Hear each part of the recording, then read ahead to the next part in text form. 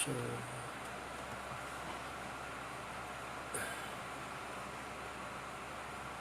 hello guys, magandang araw sa inyo.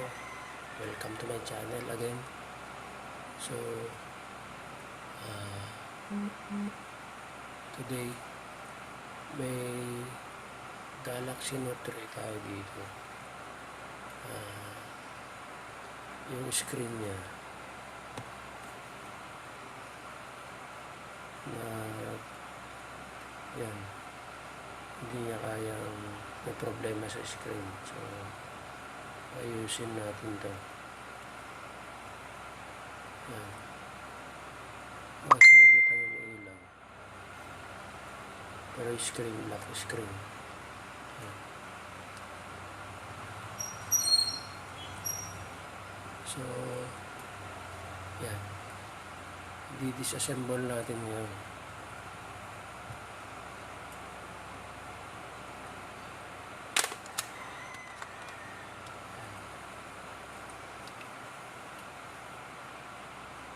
So, since hindi na siya mamatay, yan.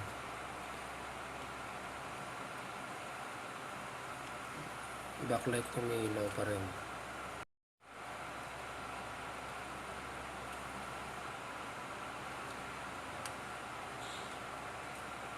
So, ayan.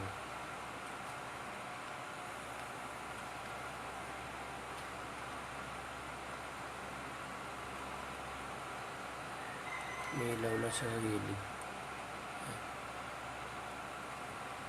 So, force to shutdown na natin. Paano shutdown? Tatanggalin natin yung battery. Ayan.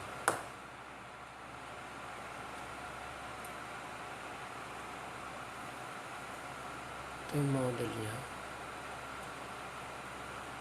Ayan.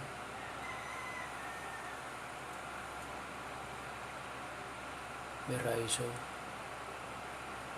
SM900B. Verizon to guys, o US. Ito lang.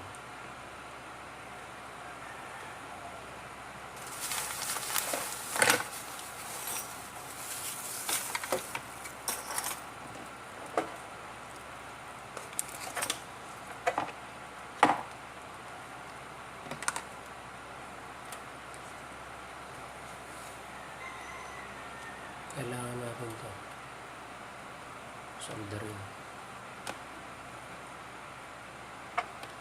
Papainitin ko na. Yan, papainitin ko na yung soldering. Tapos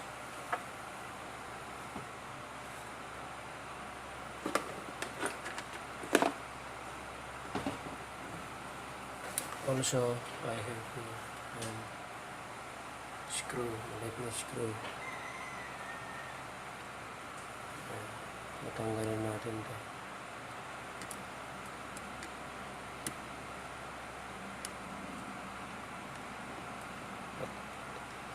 Actually guys, maraming screw to. Tinanggal ko na yung iba. Yung screw ito, 1, 2, 3, 4, 5, 6, 7, 8, 9. Mga 10. Tornilyo nito, 10. So, since tanggal ko na yung iba, itong 4 na lang tinira ko. Tanggalin natin.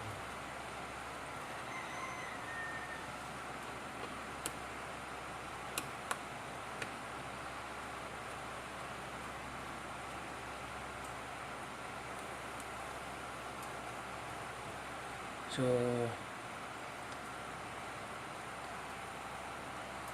I hope ito, karamihan kasi pag yung screen niya nagloloko,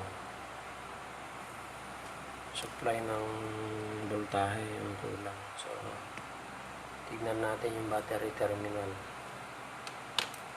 Papainitan natin.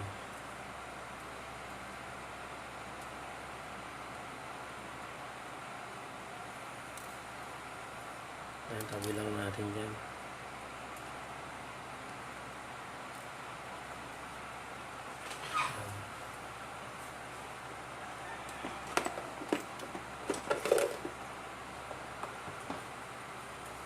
para hindi mawala. Meron magnet dito.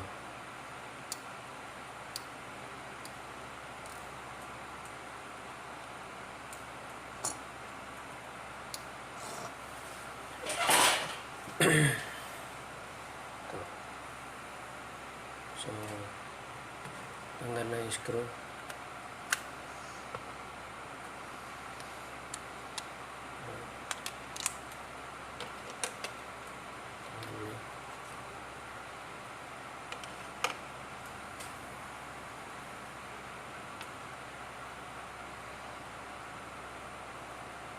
Anyways.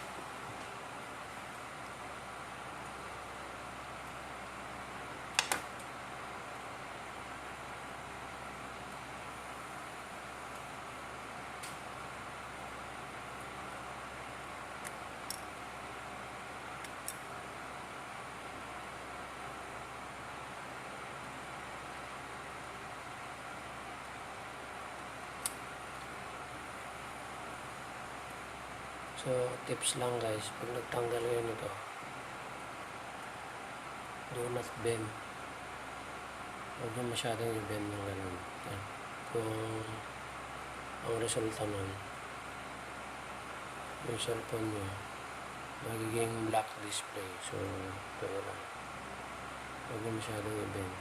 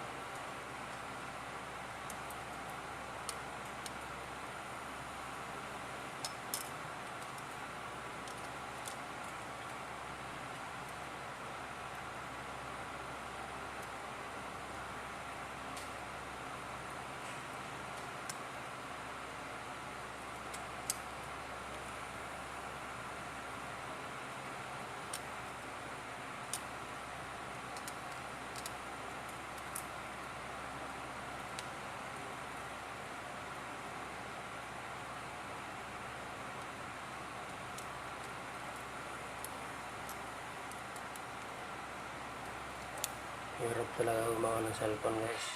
Maselan. Yan o.